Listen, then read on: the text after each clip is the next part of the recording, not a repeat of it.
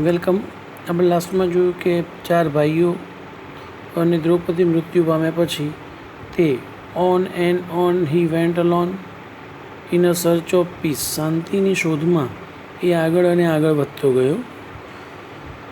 ત્યારબાદના પેરેગ્રાફમાં કહે છે a dog head bin following Pandavas.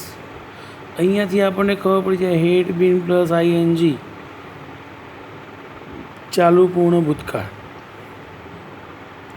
ચાલુ પૂર્ણ ભૂતકાળનો ઉપયોગ શું થાય કે ભૂતકાળમાં શરૂ થયેલી કોઈ ક્રિયા ભૂતકાળમાં અમુક સમય સુધી ચાલીને પૂર્ણ થઈ છે. તો ડોગ હેડ બીન ફોલોવિંગ પાંડવાસ સિન્સ, ક્યારથી એમને અનુસરી રહ્યો હતો? સિન્સ દે હેડ લેફ્ટ હસ્તિનાપુર, જ્યારથી તેઓએ હસ્તિનાપુર છોડ્યું.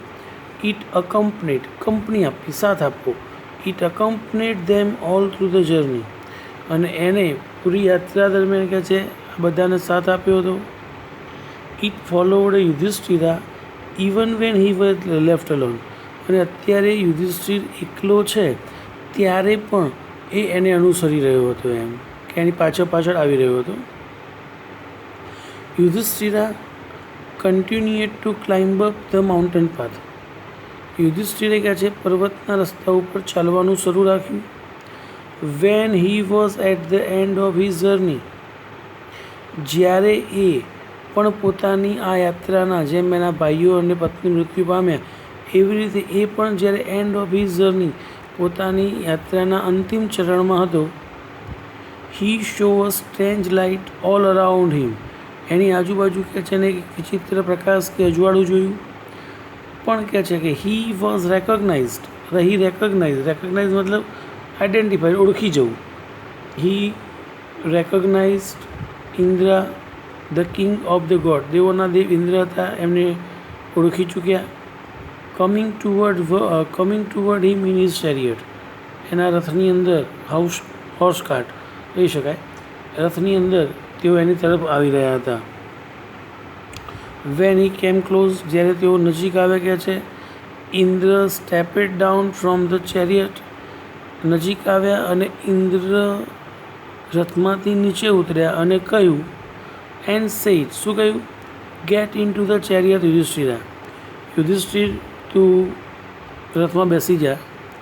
આઈ have come here to take you heaven, હું તને સ્વર્ગમાં લઈ જવા માટે આવ્યો છું. હેવન, HEAVEN, હેવન એટલે શું થાય? સ્વર્ગ. એનું ઓપોઝિટ કરવું હોય તો શું થાય? હેવનનું ઓપોઝિટ શું થશે? હેલ. આપણે બોલતા હોય ગો ટુ હેલ, HELL. તો આ પ્રમાણે કહે છે કે હું શા માટે આવ્યો છું? તને સ્વર્ગમાં લઈ જવા માટે આવ્યો છું. પણ યુધિષ્ઠિર શું કહે છે? But Yudhishthira refuse to do so, refused નકારવું, ના પાડવી. પણ યુધિષ્ઠિરે એવું કરવાની, મતલબ એની સાથે સ્વર્ગમાં જવાની ના પાડી. સો બિકોઝ, કારણ કે he did not want to go heaven without his brothers and Draupadi, એ પોતાના ભાઈઓ અને દ્રૌપદી વગર સ્વર્ગમાં જવા ઈચ્છતો નથી. હી ધેરફોર, તેથી તેણે માટે હી સેડ, એને એવું યુધિષ્ઠિરે ઇન્દ્રને કહી દીધું. If they all do not come with me, જો તેઓ બધા જ મારી સાથે આવશે નહીં તો I will not go with you, હું તમારી સાથે આવીશ નહીં. તો આવું વાક્ય આપ્યું છે. તો આ વાક્યમાં ફંક્શન શું આવે? કન્ડિશન આવે, ઇફ, અનલેસ ઓર અધરવાઇઝ. તો આ પ્રમાણે શું કહે છે કે જો એના ભાઈઓ અને દ્રૌપદી એની સાથે આવશે નહીં તો એ પણ સ્વર્ગમાં એમની સાથે જશે નહીં. વેન ઇન્દ્ર હર્ડ ધીસ, જ્યારે ઇન્દ્રએ આવું સાંભળ્યું કે સ્વર્ગમાં આવશે નહીં, ક્યાં સુધી? ભાઈઓ અને દ્રૌપદીને મતલબ એમને ન લાવવામાં આવે તો. He smile and said, Indra સાંભળ્યા મતલબ સાંભળ્યું વાગે છે. હી સ્માઇલ એન્ડ સેડ, હસ્યા અને કહ્યું માય ડિયર યુધિષ્ઠિરા, પ્રિય Yudhishthira, why do you worry about them, તું શા માટે કહે છે એમની ચિંતા કરે છે? They are already in heaven, તેઓ તો તારા કરતાં પહેલાં સ્વર્ગમાં છે કે છે એમ. You alone will be allowed, તું એક જ એવો છે કે જેને પરવાનગી મળી રહી છે. શેની પરવાનગી મળી રહી છે? Two enter heaven with your living body. જીવંત શરીરે. ગુજરાતીમાં આપણે ત્યાં કહેવત છે કે આપ મુવા વગર સ્વર્ગે. આપ મુવા મતલબ સ્વમૃત્યુ. સ્વર્ગે જવાય નહીં. કોઈ બાજુવાળા ના કહેવાય તમે આંટો મારતા હો ને જવાનું શું કેવું છે પછી હું જઉં.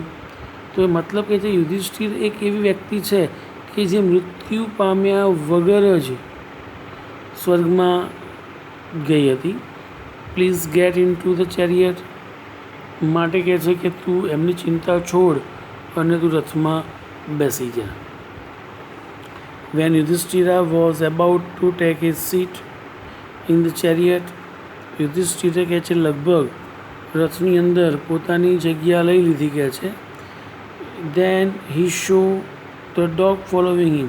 પછી કહે છે બેઠા પછી એનું ધ્યાન ગયું. ક્યાં ગયું? કે એને અનુસરી રહેલા કૂતરા પર.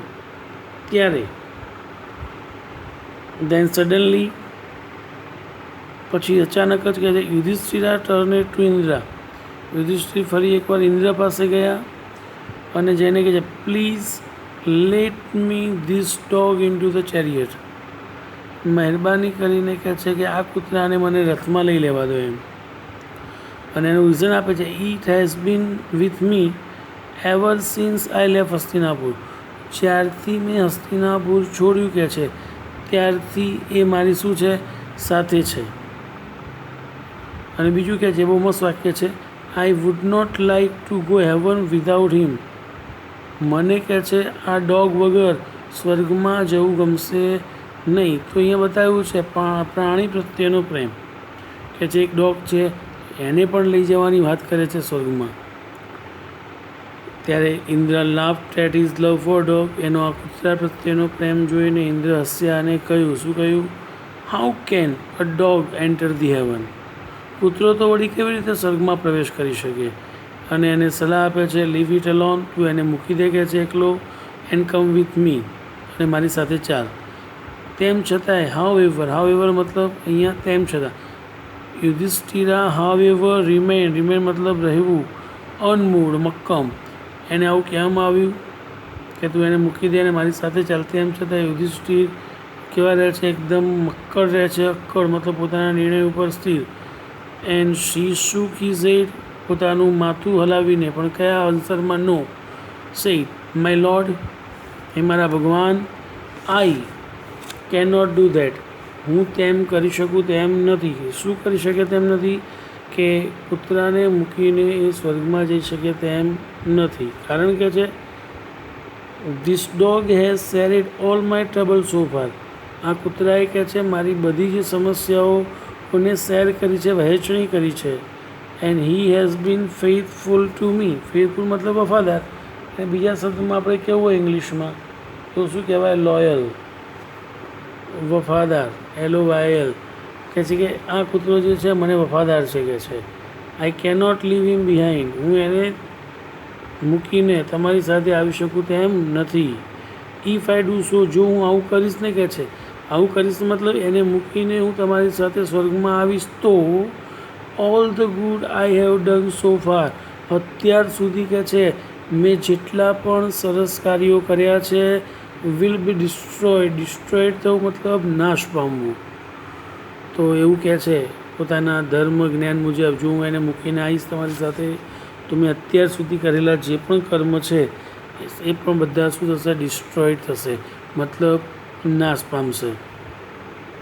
As soon as. અને જેવું કહે છે કે આવું વાક્ય બોલ્યો તરત એઝ સૂન એઝ યુધિષ્ઠિરા અટડ. અટડ મતલબ બીજા શબ્દમાં આપણે કેવું હોય તો એને શું કહેવાય? સ્પીક. પરંતુ અહીંયા આપણને અટડ આપ્યું છે એટલા માટે આપણે શું લખીશું? સ્પોક. ભૂતકાળ. એઝ સૂન એઝ યુધિષ્ઠિરા અટડ ધીઝ વર્ડ. જેવા યુધિષ્ઠિર કે છે આ શબ્દ બોલ્યા. કયા શબ્દ બોલ્યા? કે આ પ્રમાણે હું એને મૂકીને આવીશ તો મારા બધા જ સારા કર્મો નાશ પામશે. તરત જ શું થાય છે? અ સ્ટ્રેન્જ થિંગ હેપન. એક ત્યાં આગળ વિચિત્ર ઘટના બની અને એ ઘટના હતી શું કહે છે? The dog standing beside Yudhishthira. Beside મતલબ બાજુમાં. જેવું કહે છે કે યુધિષ્ઠિરા આવું બોલ્યો કે તરત જ કૂતરો જે છે એ Yudhishthira took the shape of his father Dharma. યુધિષ્ઠિરના પિતા શ્રી ધર્મરાજાના આકારની અંદર એ ઊભો થઈ ગયો. હી એડ્રેસ્ડ યુધિષ્ઠિરા, અને તેઓ એડ્રેસ મતલબ સરનામું નહીં, અહીંયા સંબોધવું, એની સાથે વાતચીત શરૂ કરી. હી એડ્રેસ્ડ યુધિષ્ઠિરા, શું કહે છે? My son, I am proud of you, મારા પુત્ર મને તારા પર ગર્વ છે.